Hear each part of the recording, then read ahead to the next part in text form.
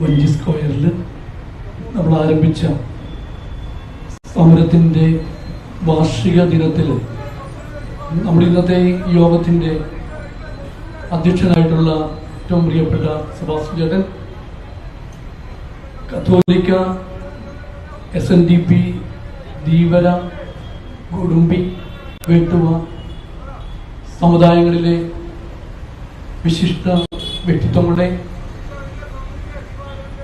ഇന്ന് നിരാഹാരവുമായി ആയിരിക്കുന്ന സഹോദരി സഹോദരന്മാരെ, നമ്മുടെ ഈ സമരത്തിന് വേണ്ടി, അതിൻ്റെ ശാശ്വതമായ പരിഹാരത്തിന് വേണ്ടി നമ്മുടെ കൂടെ നിൽക്കുന്ന നല്ലവരായ മനുഷ്യ സ്നേഹികളായ സഹോദരി സഹോദരന്മാരെ, നിങ്ങൾക്കെല്ലാവർക്കും ഈ ദിവസത്തിൻ്റെ, നമുക്കറിയാം നമ്മളിന്ന് ഈ യോഗം കൂടുമ്പോൾ സന്തോഷമൊന്നുമല്ല, എങ്കിലും ഇന്നത്തെ ദിവസവും നമ്മൾ ഒരുമിച്ച് കൂടി വന്നതിൻ്റെ എല്ലാവിധ ആശംസകൾ ആദ്യമേ നേരുകയാണ്.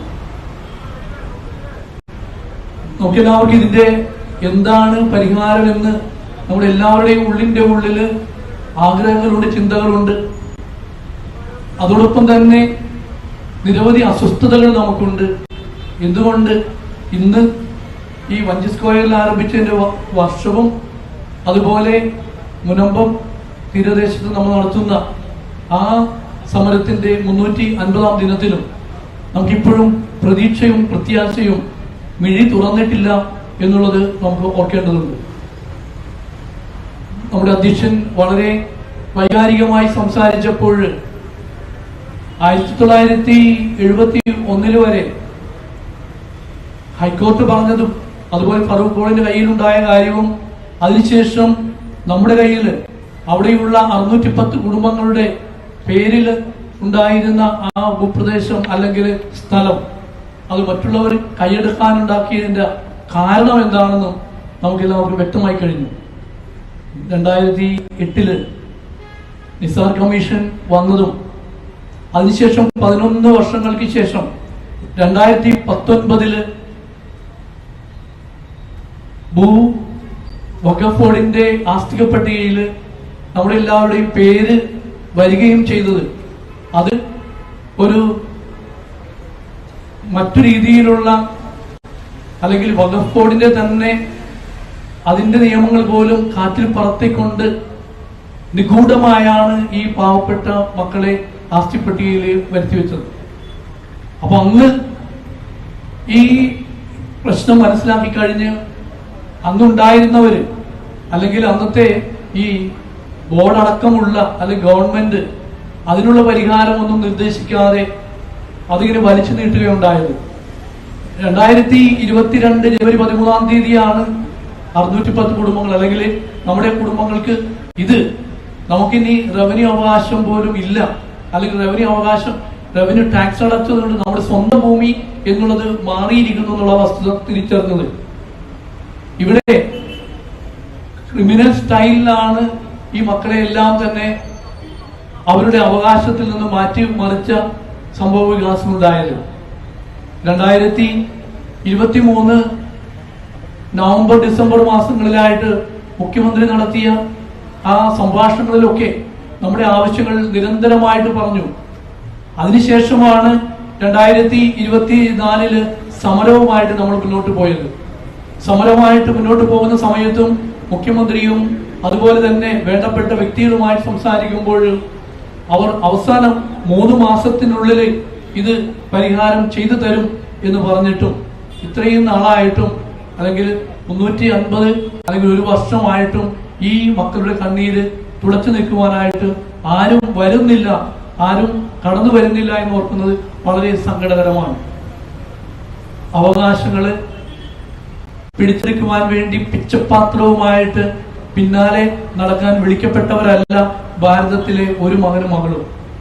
നമ്മുടെ അവകാശങ്ങൾക്ക് വേണ്ടി ഗവൺമെന്റ് തന്നെ നമുക്ക് വേണ്ടി കൂടെ നിന്നുകൊണ്ട് നമ്മുടെ അവകാശങ്ങൾ നേടിത്തരേണ്ടതാണ്. നമുക്ക് വേണ്ടി ഇന്ന് നിലകൊള്ളുവാനായിട്ട് നിയമങ്ങളോ നിയമ സംഹിതകളോ അല്ലെങ്കിൽ വ്യവസ്ഥിതികളോ ഒന്നും തന്നെ ഇല്ലാതെ ആയിരിക്കുന്ന ഒരു സാഹചര്യത്തിൽ നമ്മൾ പല വഴികളും നോക്കിക്കൊണ്ടിരിക്കുകയാണ്. ഏത് വഴിയിലൂടെയാണ് നന്മ ലഭിക്കുക, ഈ മക്കൾക്കെന്നും കൈത്താങ്ങായിട്ട് ഇവരുടെ അവകാശങ്ങൾ ശാശ്വതമായിട്ട് പരിഹരിച്ചു കൊടുക്കുവാനായിട്ട് നമ്മൾ ഒരുമിച്ച് നിൽക്കുമ്പോൾ ഇന്നത്തെ ഈ യോഗത്തിന്റെ ഏറ്റവും പ്രത്യേകത മത സമുദായങ്ങൾ അല്ലെങ്കിൽ സാമൂഹിക സമുദായങ്ങൾ ഒരുമിച്ച് ചേർന്നുകൊണ്ടാണ് ഇന്ന് നിലകൊള്ളുന്നതെന്ന്.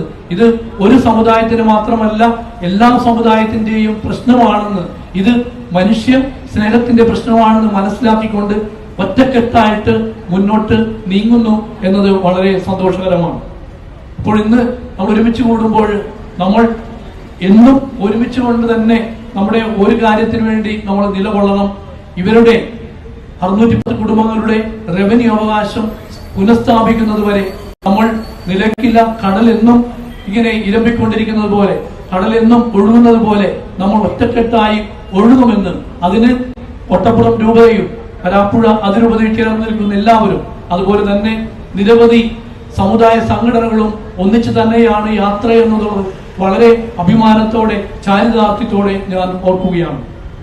ഇന്ന് ഇവിടെ ആയിരിക്കുന്ന നിങ്ങളെല്ലാവരെയും അഭിനന്ദിക്കുകയും നിങ്ങൾക്ക് എല്ലാവർക്കും നന്മ നേരുകയും ചെയ്യുമ്പോൾ എനിക്ക് ഉറപ്പുണ്ട്, ഞാൻ പ്രതീക്ഷിക്കുകയാണ് ഇനിയുള്ള 15 ദിവസങ്ങൾ അല്ലെങ്കിൽ ഇനിയുള്ള 14 ദിവസങ്ങൾ നമുക്ക് ശക്തമായി മുന്നോട്ട് നീങ്ങിക്കൊണ്ട് കണ്ണടച്ചിരിക്കുന്നവരുടെ കണ്ണു തുറപ്പിക്കുവാനും അതുപോലെ നിയമങ്ങളുടെ യഥാർത്ഥ വസ്തുത മനസ്സിലാക്കിക്കൊണ്ട് നമുക്ക് നീതിയും ന്യായവും നേടിക്കൊണ്ട് അങ്ങനെ സുധീരമായി ശാശ്വതമായി പരിഹാരം നേടുവാനായിട്ട് നമുക്ക് ഏവർക്കും സാധിക്കട്ടെ എന്ന് ആശംസിച്ചുകൊണ്ട് നിങ്ങളുടെ ഈ യാത്രയിൽ എന്നും കോട്ടപ്പുറം രൂപത കൂടെയുണ്ട്.